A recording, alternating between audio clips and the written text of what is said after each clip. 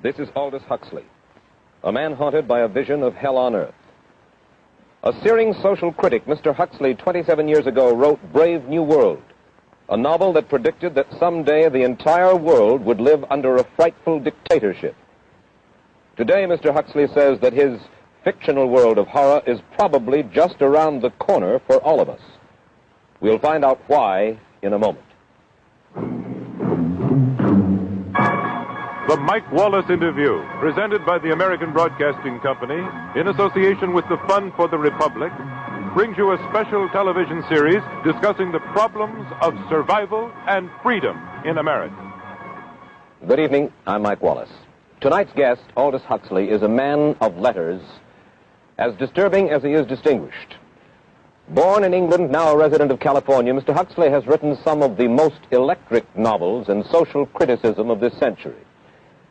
He's just finished a series of essays called Enemies of Freedom, in which he outlines and defines some of the threats to our freedom in the United States. And Mr. Huxley, right off the bat, let me ask you this. As you see it, who and what are the enemies of freedom here in the United States?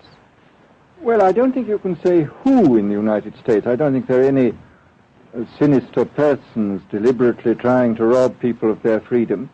But I do think, first of all, that there are a number of impersonal forces which are pushing in the direction of less and less freedom. And I also think that there are a number of technological devices which anybody who wishes to use can use to accelerate this process of going away from freedom, of imposing control. Well, what are these forces and these devices, Mr. Huxley? I should say that there are two main impersonal forces. The first of them is not exceedingly important in the United States at the present time, though very important in other countries. This is the force which in general terms can be called overpopulation, the mounting pressure of population pressing upon existing resources. This, of course, is an extraordinary thing. Something is happening which has never happened in the world's history before. I mean, let's just take a simple fact that between the time of the birth of Christ and the landing of the Mayflower, the population of the Earth doubled. It rose from 250 million to probably 500 million. Today, the population of the Earth is rising at such a rate that it will double in half a century. Well, why should overpopulation work to diminish our freedoms? Well, in a number of ways. I mean, the experts in the field, like Harrison Brown, for example, pointed out that in the underdeveloped countries, actually the standard of living is at present falling, that people have less to eat and less goods per capita than they had 50 years ago. And as the position of these countries, the economic position, becomes more and more precarious, obviously the central government has to take over more and more responsibility for keeping the ship of state on an even keel. And then, of course, you're likely to get social unrest under such conditions, with again an intervention of the central government. So that I think one sees here a pattern which seems to be pushing very strongly towards a totalitarian regime. And unfortunately, as in all these underdeveloped countries, the only highly organized political party is the Communist Party, it looks rather as though they will be the heirs to this unfortunate process, that they will step into the position of power. Well, then, ironically enough, one of the greatest forces against communism in the world, the Catholic Church, according to your thesis, would seem to be pushing us directly into the hands of the communists because they are against birth control. Well, I think this strange paradox probably is true. There is it's an extraordinary situation, actually. I mean, one has to look at it, of course, from a biological point of view. The whole essence of biological life on Earth is a question of balance, and what we have done is to practice death control in a most intensive manner without balancing this with the birth control at the other end. Consequently, the birth rates remain as high as they were, and death rates have fallen substantially. All right, then. So much for the time being, anyway, for overpopulation. Another force that is diminishing our freedoms. Well, another force which I think is very strongly operative in this country is the force of what may be called over-organization. As technology becomes more and more complicated, it becomes necessary to have more and more elaborate organizations, more hierarchical organizations. And incidentally, the advance of technology has been accompanied by an advance in the science of organization. It's now possible to make organizations on a larger scale than was ever possible before. And so that you have more and more people living their lives out as subordinates in these hierarchical systems controlled by bureaucracies, either the bureaucracies of big business or the bureaucracies of big government. Now, the devices that you were talking about, are there specific devices or methods of communication which diminish our freedoms in addition to overpopulation and over-organization? Well, there are certainly devices which can be used in this way. I mean, let us take, after all, a piece of very recent and very painful history is the propaganda used by Hitler, which was incredibly effective. I mean, what were Hitler's methods? Hitler used terror on the one kind, brute force on the one hand, but he also used a very efficient form of propaganda, which he was using every modern device at that time. He didn't have TV, but he had the radio, which he used to the fullest extent, and was able to impose his will on an immense mass of people. I mean, the Germans were a highly educated people. Well, we're aware of all this, but how do you equate Hitler's use of propaganda with the way that propaganda, if you will, is used, let us say, here in the United States? Are you suggesting that there is a parallel? Needless to say, it's not being used in this way now. But the point is, it seems to me, that there are methods at present available, methods superior in some respects to Hitler's method, which could be used in a bad situation. I mean, what I feel very strongly is that we mustn't be caught by surprise by our own advancing technology. This has happened again and again in history. Technology has advanced, and this changes social conditions, and suddenly people have found themselves in a situation which they didn't foresee and doing all sorts of things they didn't really want to do. Well, now, what do you mean? Do you mean that we develop our television, but we don't know how to use it correctly? Is that the point that you're making? Well, at present, the television, I think, is being used quite harmlessly. It's being used, I think, I would feel it's being used too much to distract everybody all the time. But, I mean, imagine, which must be the situation in all communist countries, where the television, where it exists, is always saying the same thing the whole time, is always driving along. It's not creating a wide front of distraction, it's creating a one-pointed drumming in of a single idea all the time. It's obviously an immensely powerful instrument. So you're talking about the potential misuse of the instrument. Exactly. We have, after all technology is in itself morally neutral. These are just powers which can either be used well or ill. It's the same thing with atomic energy. We can either use it to blow ourselves up, or we can use it as a substitute for the coal and the oil, which are running out. You've even written about the use of drugs in this light.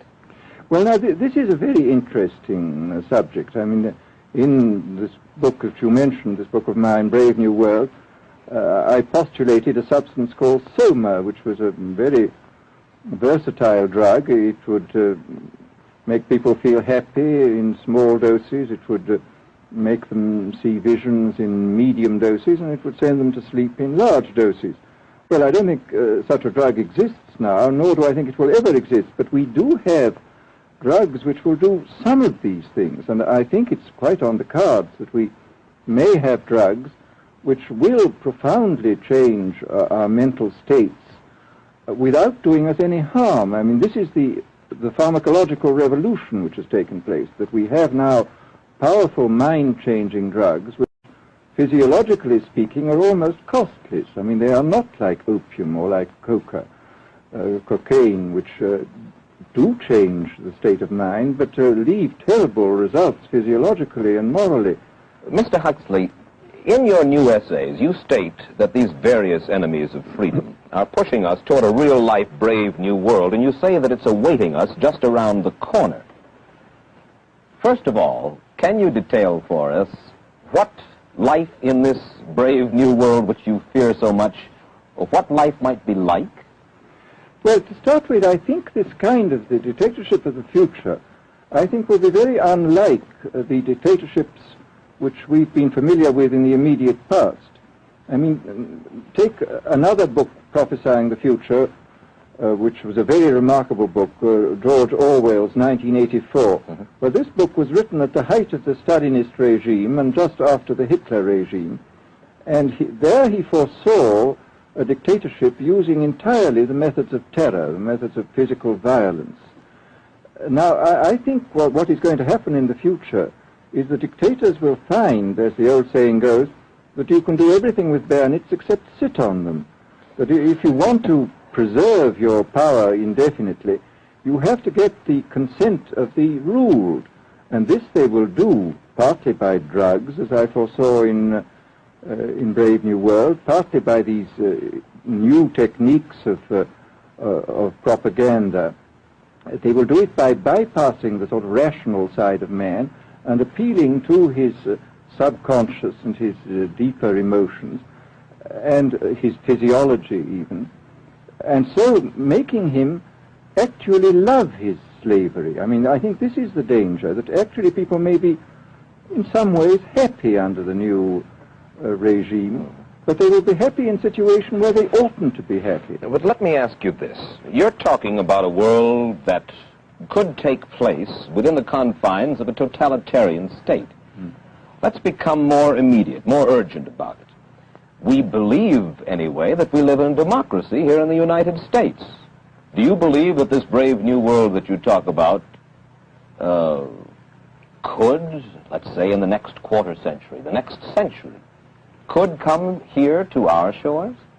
I think it could. I mean, that's why I feel it's so extremely important here and now to start thinking about these problems, not to let ourselves be taken by surprise by the new advances in technology. I mean, for example, in regard to the use of the drugs, we know there's enough evidence now for us to be able, on the basis of this evidence and using a certain amount of creative imagination, to foresee the kind of uses which could be made by people of bad will with these things, and to attempt to forestall this. And in the same way, I think with these other methods of propaganda, we can foresee and we can do a good deal to forestall. I mean, after all, the price of freedom is eternal vigilance.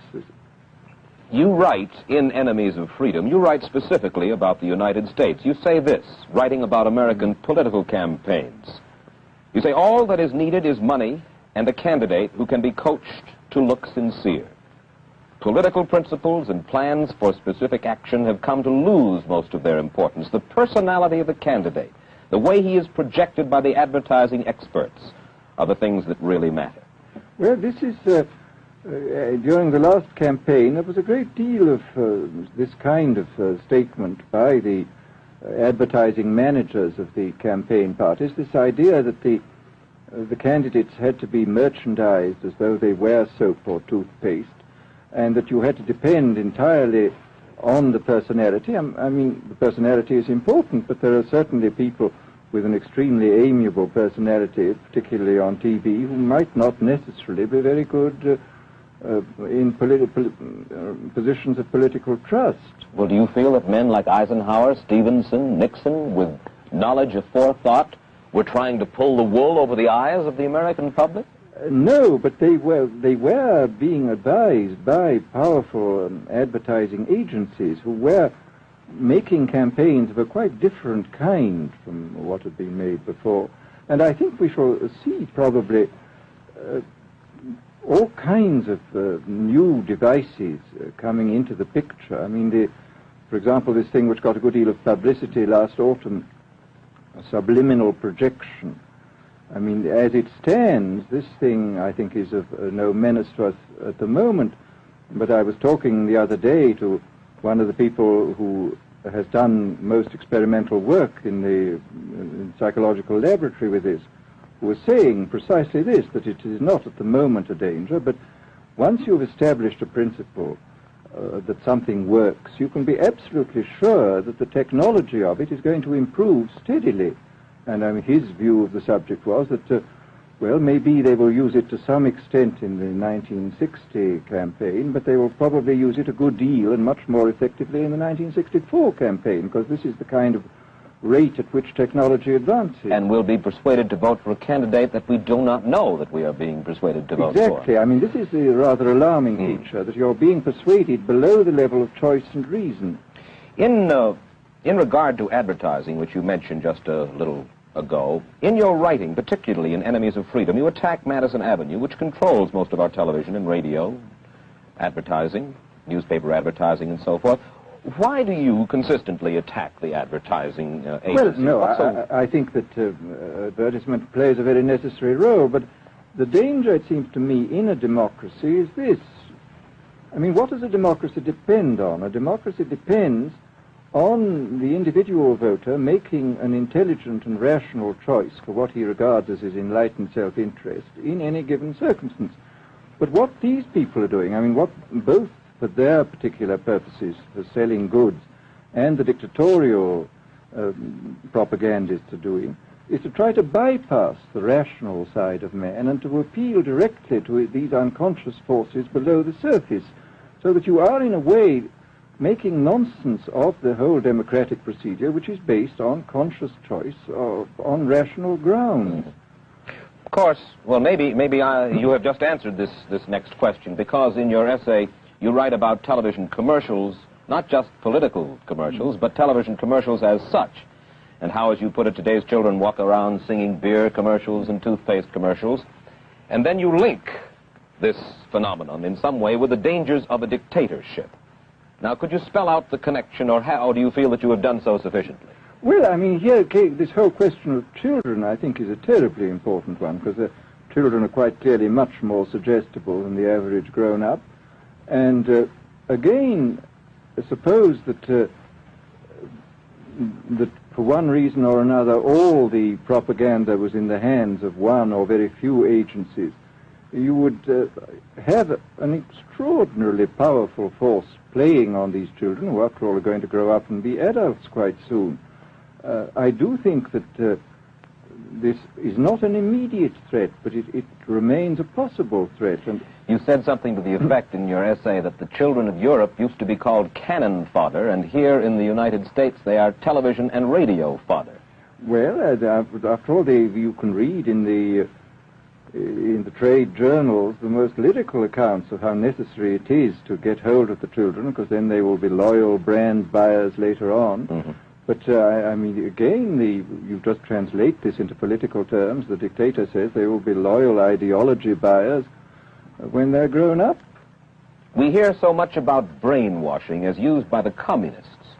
Do you see any brainwashing other than that which we've just been talking about that is used here in the United States? Other forms of brainwashing? Not in the form that has been used in China and in Russia, because this is essentially the application of propaganda methods, the most violent kind, to individuals. It's not a shotgun method like the advertising method. It's a way of getting hold of the person and playing both on his physiology and his psychology till he really breaks down, and then you can implant a new idea in his head. I mean, the descriptions of the methods are really blood-curdling when you read them, and not only the methods applied to political prisoners, but the methods applied, for example, to the training of the young communist administrators and missionaries. They receive an incredibly tough kind of training, which causes about 25% of them to break down or commit suicide, but produces 75% of completely one-pointed fanatics. The question, of course, that keeps coming back to my mind is this. Obviously, politics in themselves are not evil. Television is not in itself evil. Atomic energy is not evil. And yet you seem to fear that it will be used in an evil way. Why is it that the right people will not, in your estimation, use them? Why is it that the wrong people will use these various devices and for the wrong motives? Well, I think one of the reasons is that these are all instruments for obtaining power, and obviously the passion for power is one of the most moving passions that exist in man, and after all, all democracies are based on the proposition that power is very dangerous and that it's extremely important not to let any one man or any one small group have too much power for too long a time. After all, what are the British and American constitutions except devices for limiting power? And all these new devices are extremely efficient instruments for the imposition of power by small groups over larger masses. Well, you ask this question yourself in Enemies of Freedom. I'll put your own question back to you. You ask this: in an age of accelerating overpopulation, of accelerating overorganization, and ever more efficient means of mass communication, how can we preserve the integrity and reassert the value of the human individual? You put the question. Now here's your chance to answer it, Mr. Huxley. Well, this is obviously, first of all, it's a question of education. I think it's terribly important to insist on individual values. I mean, there is a tendency, as you probably read a book by White, The Organization Man, a very interesting, valuable book, I think, where he speaks about the new type of group morality, group ethic, which speaks about the group as though the group was somehow more important than the individual. But this seems, as far as I'm concerned, to be in contradiction with what we know about the genetical makeup of human beings, that every human being is unique. And it is, of course, on this genetical basis that the whole idea of the value of freedom is based. And I think it's extremely important for us to stress this in all our educational life. And I would say it's also very important to teach people to be on their guard against the sort of verbal booby traps into which they're always being led, to analyze the kind of things that are said to them. Well, I think there is this whole educational side, and I think there are many more things that one could do to strengthen people and to make them more aware of what was being done. You're a prophet of decentralization. Well, yes, if this is feasible. It's one of the tragedies, it seems to me. I mean, many people have been talking about the importance of decentralization in order to give back to the voter a sense of direct power. I mean, the voter in an enormous electorate feels quite impotent, and his vote seems to count for nothing. This is not true where the electorate is small and where he is dealing with a group which he can manage and understand. And if one can, as Jefferson, after all, suggested, break up the units into smaller and smaller units, and so get a real self-governing democracy. Well, that was all very well in Jefferson's day, but how can we revamp our economic system and decentralize and at the same time meet militarily and economically the tough challenge of a country like Soviet Russia? Well, I think the answer to that is that there are, it seems to me that industrial production is of two kinds. I mean, there are some kinds of industrial production which obviously need the most tremendously high centralization, like the making of automobiles, for example. But there are many other kinds where you could decentralize quite easily and probably quite economically, and that you would then have this kind of decentralized life. After all, you begin to see it now if you travel through the South, this decentralized textile industry which is springing up there. Mr. Huxley, let me ask you this, quite seriously. Is freedom necessary? As far as I'm concerned, it is, yes. Why? Is it necessary for a productive society?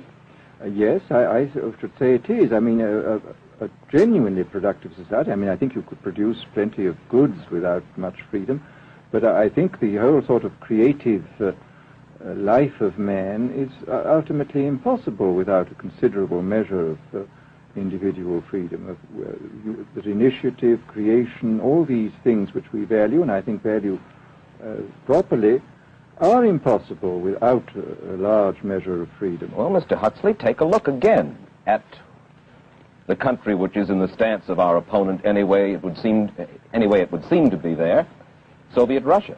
It is strong and getting stronger economically, militarily. At the same time, it's developing its art forms pretty well. It seems not unnecessarily to squelch the creative urge among its people, and yet it is not a free society. It's not a free society, but here is something very interesting, that those members of the society, like the scientists who are doing the creative work, are given far more freedom than anybody else. I mean, it's a privileged aristocratic society in which, provided that they don't poke their noses into political affairs, these people are given a great deal of prestige, a considerable amount of freedom, and a lot of money. I mean, this is a very interesting fact about the new Soviet regime, and I think what we're going to see is a people on the whole with very little freedom, but with an oligarchy on top enjoying a considerable measure of freedom and a very high standard of living. And the people down below, the epsilons down below, enjoying very little. And you think that that kind of situation can long endure? I think it can certainly endure much longer than a situation in which everybody is kept down. Because, I mean, they can certainly get their technological and scientific results on such a basis. Well, the next time that I talk to you then, perhaps we should investigate further the possibility of the establishment of that kind of a society, where the drones work for the queen bees up above. Well, but yes, but I must say I still believe in democracy. If we can make the best of the creative activities of the people on top, plus those of the people on the bottom, so much the better. Mr. Huxley, I surely thank you for spending this half hour with us, and I wish you Godspeed, sir. Thank you. Aldous Huxley finds himself these days in a peculiar and disturbing position. A quarter of a century after prophesying an authoritarian state in which people were reduced to ciphers, he can point at Soviet Russia and say, "I told you so." The crucial question, as he sees it now, is whether the so-called free world is shortly going to give Mr. Huxley the further dubious satisfaction of saying the same thing about us. Stay tuned for a preview of next week's interview. Till then, Mike Wallace, good night.